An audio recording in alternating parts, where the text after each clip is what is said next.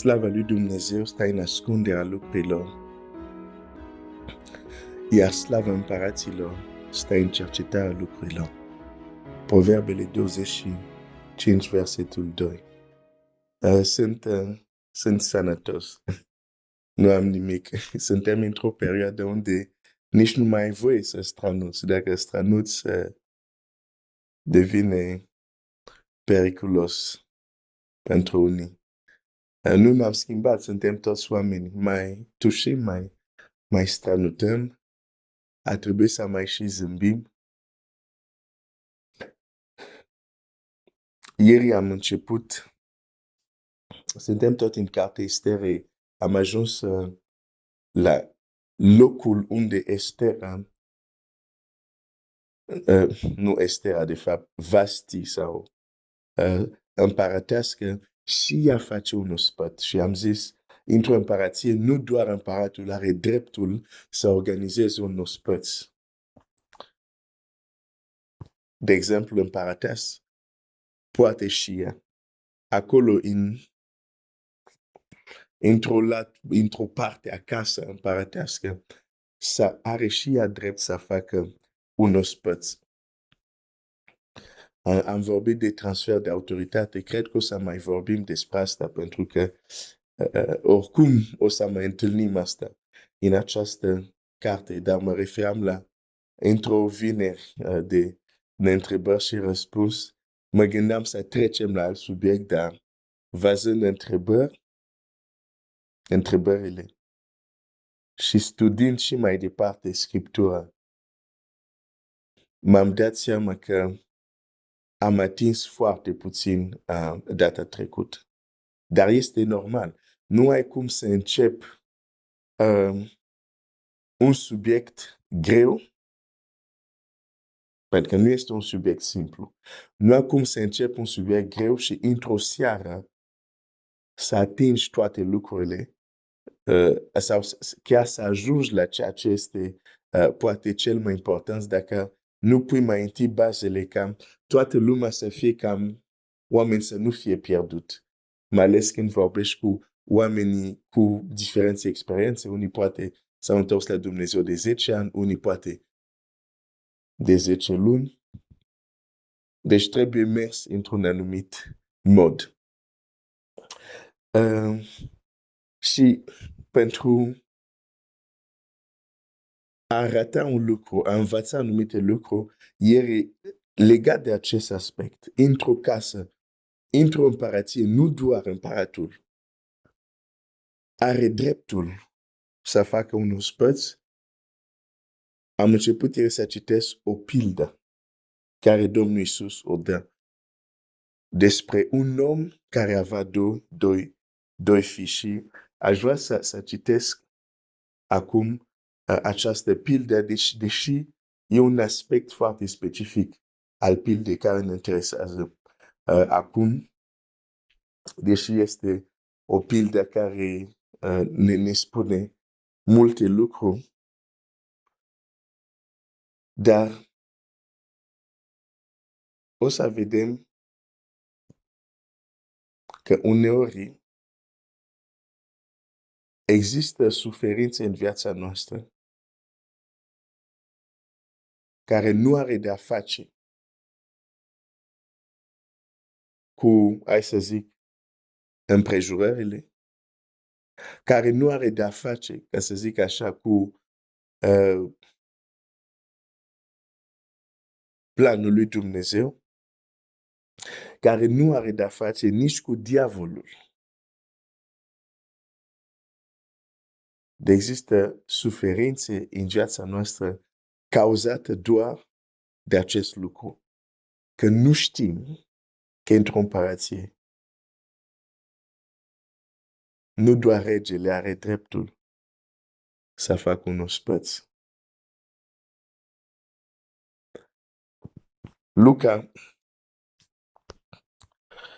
Luca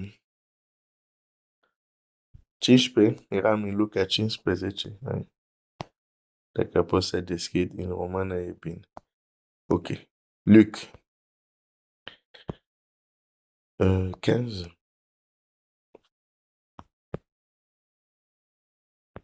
Luca 15. Și, de fapt, nu o să citesc toată pilda, o să mă duc spre sfârșitul pildei, ca să mă încadrez în timp.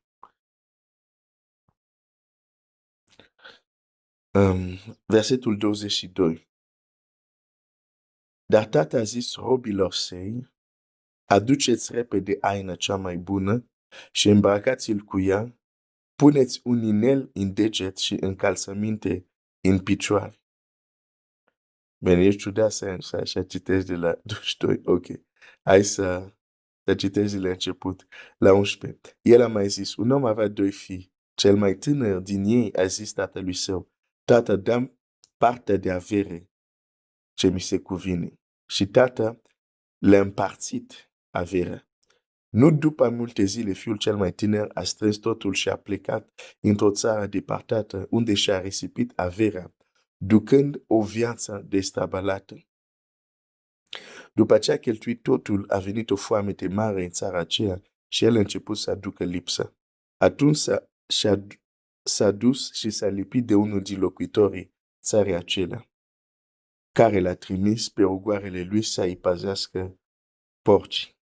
Multe ar fi dorit el să se sature cu roșcovele pe care le mâncau porci, dar nu le dădea nimeni. Și a venit în fire și a zis, câți argați ai tatălui meu au belșug de pâine, iar eu mor de foame aici. Mă voi scula, mă voi duce la tatăl meu și voi zice, tata, am păcătuit împotriva cerului și împotriva ta și nu mai sunt vrednic să mă chem fiul tău. Fă-mă ca pe unul din argații tăi. Și s-a sculat și a plecat la tatăl său. Când era încă departe, tatăl său l-a văzut și i s-a făcut milă de el. A alergat de a căzut pe grumăzul lui și l-a salutat mult. Fiul i-a zis, tata, am păcătuit împotriva cerului și împotriva ta, nu mai sunt vrednic să mă chem fiul tău. Dar tata a zis robilor săi, aduceți repede haină cea mai bună și îmbrăcați-l cu ea. Puneți un inel în deget și încălțăminte în picioare. Aduceți vițelul cel îngrașat și tăiați-l, să mâncăm și să ne veselim. Un ospăț.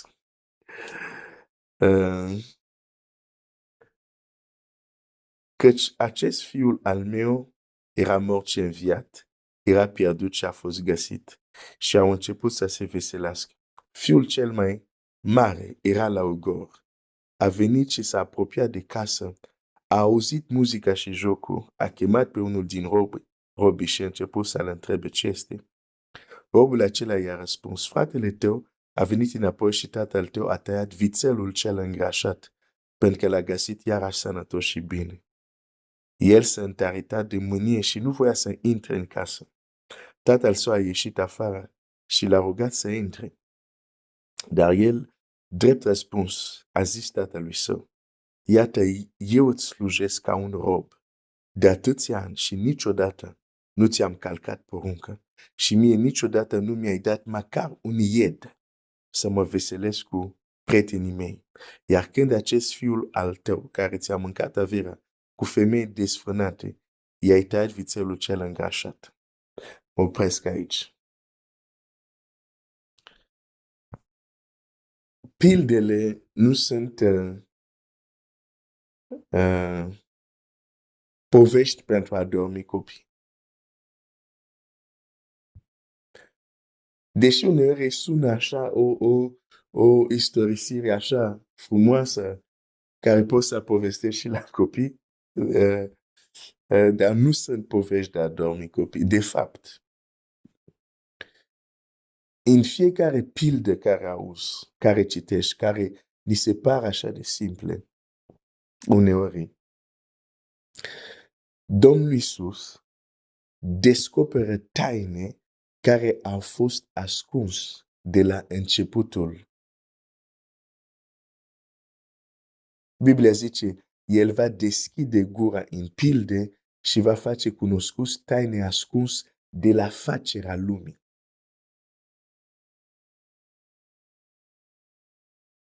Deci când citim o pildă, avem sub ochii noștri niște taine care au fost ascuns de la începutul vremii. Stai, hai să citesc asta. Hai să citesc asta. În Matei 13, versetul 35.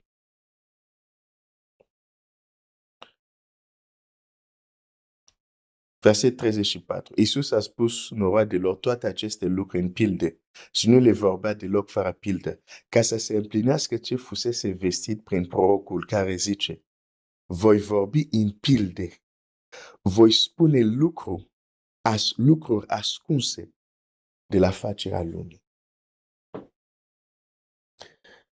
Nu le întâmplare spun, slava lui Dumnezeu stă în ascunderea lucrurilor, iar slava împăraților stă în cercetarea lucrurilor.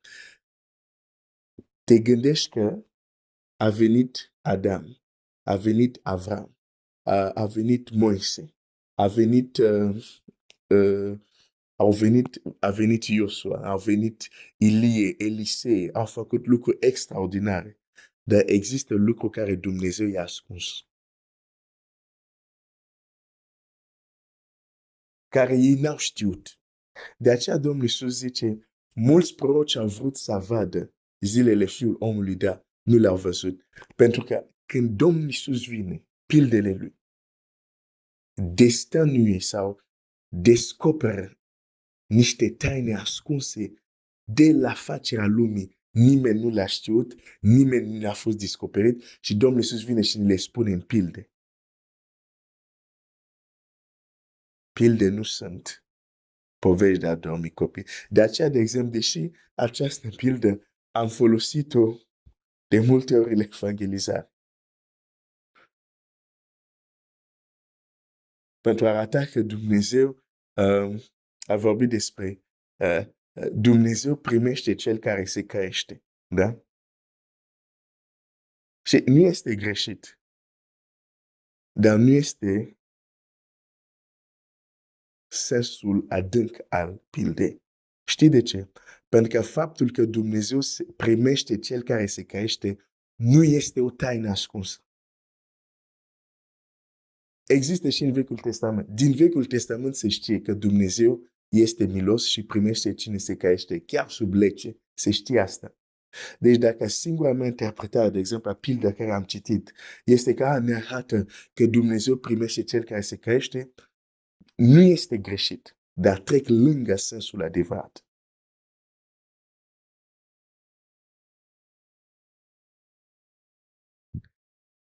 Asta a fost doar un lucru care vreau să-l spun ca să știi că pildele, deși par simple, sunt taine care au fost ascunse de la facerea lumii. Deci nici Elisei, Domnul Iisus, ce spune în pilde, nici Elisei, nici Ilie n-au știut cât ei erau pe pământ. Hai să merg mai departe. Nici Daniel, omul înțelept în viziune, ce spune Domnul Iisus în pilde, nici Daniel nu știa. Lucruri ascunse de la facerea lumii. Slava lui Dumnezeu stă în ascunderea lucrurilor. Iar slava împăraților stă în cercetarea lucrurilor. Glenn, întoarce-te la pildă că deja mai ai un minut. Și ce să zic într-un minut? Cred că o să depășesc puțin. Hai să mă duc, să mă întorc la pildă și la aspectul pildei care vreau să-ți arăt. Luca 15.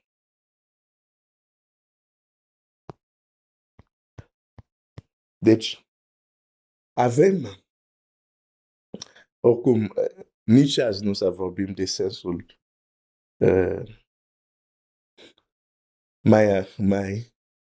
mai adânc al pildei. Fapt, sunt mai multe. În fine. Da, pentru ce ne interesează azi dimineață? Când fiul cel mai mare se întoarce, fratele mai mare este sărbătoare, aude muzică. Și oamenii se veselesc. E muzica, sunt dansuri, mănâncă. Este o bucurie. Dar el nu se poate bucura.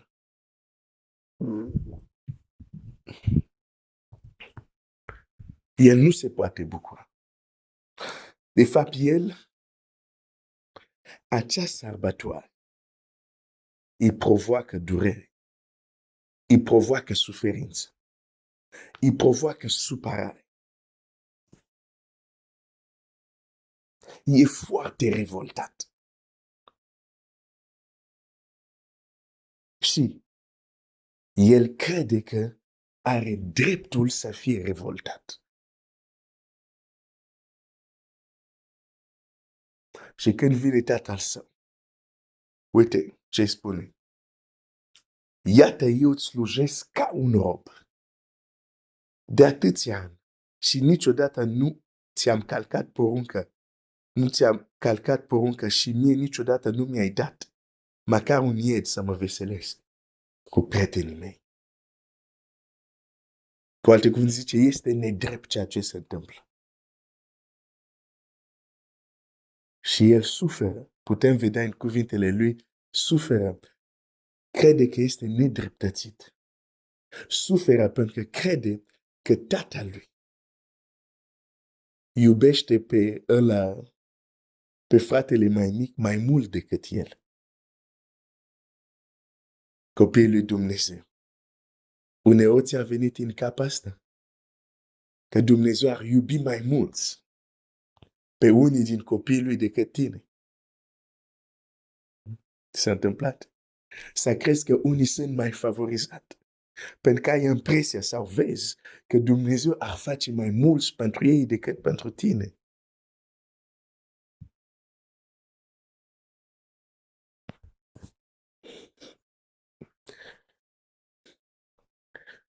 Ascultă, Dumnezeu nu este partinitor.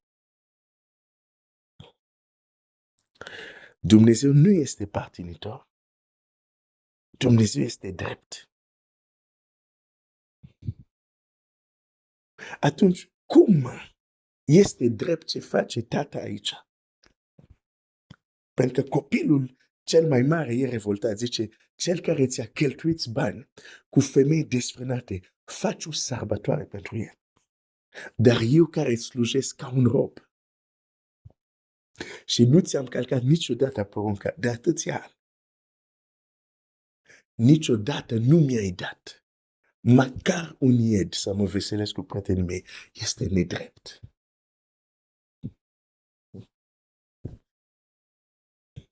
Unele lucruri care le crezi nedrept, de fapt nu sunt nedrept, sunt drepte, dar sunt nedrepte în ochii tăi, pentru că există un adevăr sau un anumit adevăr care îți scapă.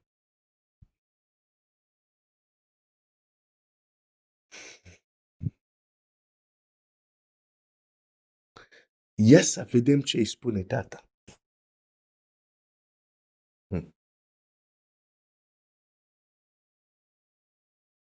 Fiule, i-a zis tatăl, întotdeauna ești cu mine și tot ce am este al tău.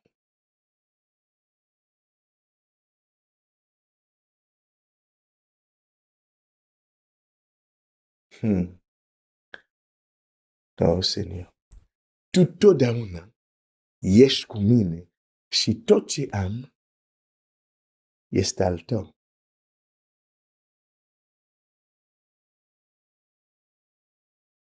Cu alte cuvinte, dacă tu aveai nevoie de un ied și să te veselești cu prietenii mei, nu aveai nevoie să vii să mă întrebi.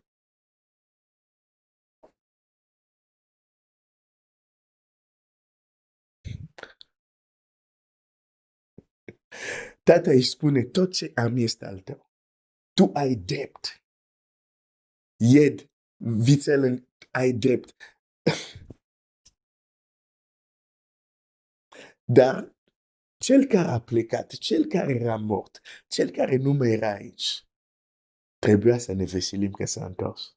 Dar tu ești totdeauna aici și tot ce este aici este al tău. Și aici este problema. Este adevărat că în casa tatălui slujim ca un rob, dar nu suntem rob. Uite ce zice, se pare că astăzi o să ai un bonus. Că deja 20, ok. Hai să citești totuși asta și o să continuăm mâine. Continuăm mâine, că nu am terminat. Dar Galateni 4. Uite ce zice Galateni, capitolul 4, la început. Și cu asta o să închei. Dar câte vreme moștenitorul, cine? Moștenitorul, da? Fiul tatălui. Moștenitor. Câte vreme moștenitorul este nevârstnic, adică mic, imatur, eu spun că nu se deosebește cu nimic de un rob, măcar că este stăpân peste tot. Deci, moștenitorul, există o perioadă de timp unde între el și un rob nu există nicio deosebire. Însă trebuie să vină o vreme unde apare deosebire. Problema este aceasta. Când moștenitorul, pentru că o perioadă a fost rob, ca să fie îndrumat, să fie învățat, nu iese niciodată de starea lui de rob. Și toată viața lui continuă să gândească ca un rob, deși este un moștenitor și stăpân peste tot. Mă opresc aici, o să continuăm mâine. Dumnezeu să te binecuvânteze.